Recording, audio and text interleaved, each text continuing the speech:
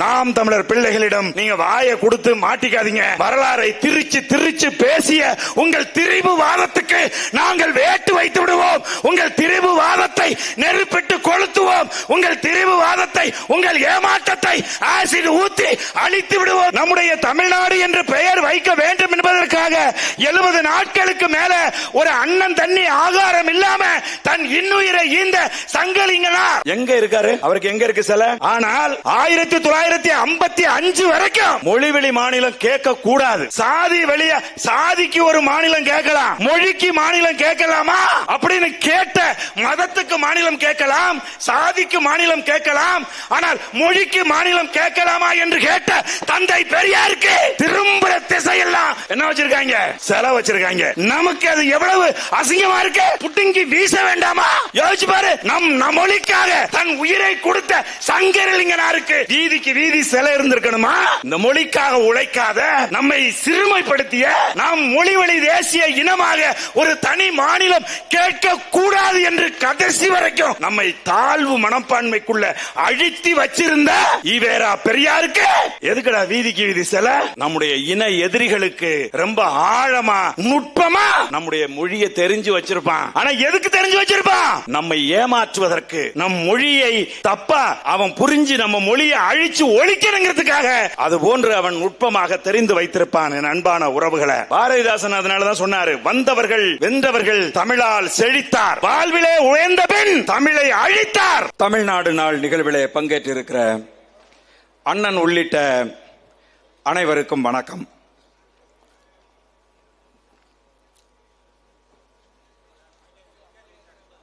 தம்பி ஸ்டாலின் பாரதி பேசும்போது நகைச்சுவையாக ஒன்றை குறிப்பிட்டார்.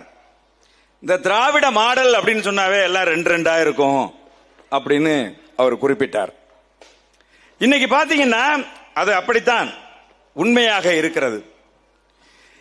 இந்த திராவிட மாடல் அரசுக்கு எதெல்லாம் சிறப்பாக இருக்கிறதோ, யாரெல்லாம் சிறப்பான கருத்துக்களை, முழக்கங்களை முன்வைக்கிறார்களோ அவற்றையெல்லாம் தங்களுடையதாக ஆக்கிக் கொள்வதுதான் இந்த திராவிட மாடல் சிந்தனையாளர்களோட தொடக்க காலத்தில் இருந்து அவர்களுடைய நிகழ்வாக இருக்கிறது. இந்த நவம்பர் மாதம் என்பது தமிழர்களுக்கு மிக மிக முக்கியமான ஒரு மாதம்.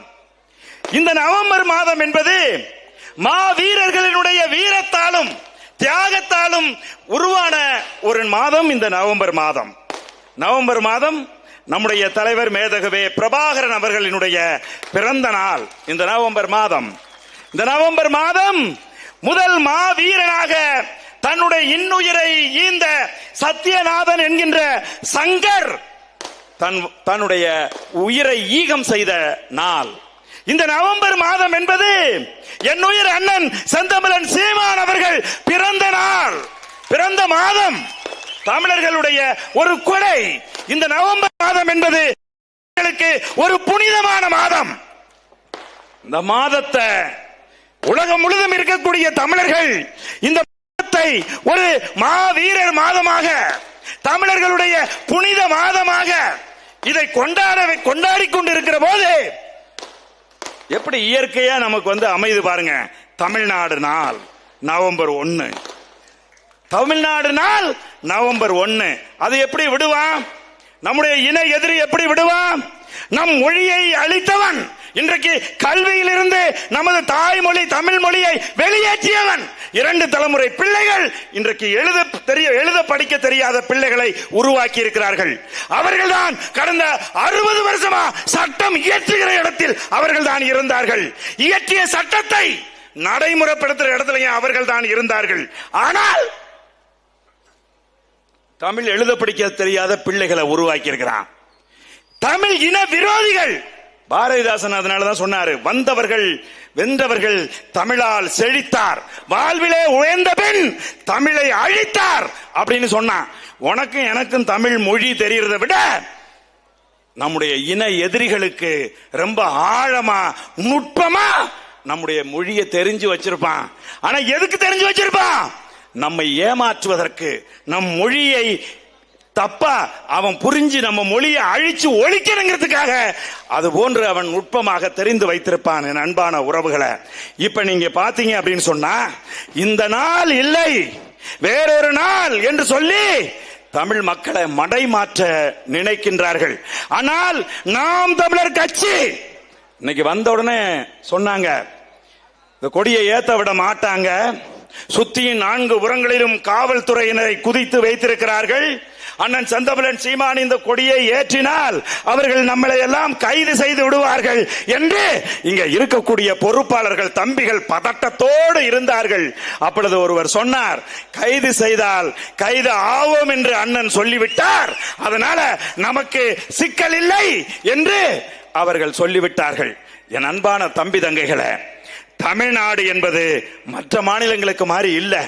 இந்த மொழிவழி தேசிய இனம் இன்னைக்கு நம்முடைய தமிழ்நாடு என்று பெயர் வைக்க வேண்டும் என்பதற்காக 70 நாட்களுக்கு மேல ஒரு அண்ணன் தண்ணி ஆகாரம் இல்லாம தன் இன்னுயிரை ஈந்த சங்கலிங்கனார் எங்க இருக்காரு? அவருக்கு எங்க இருக்கு சிலை?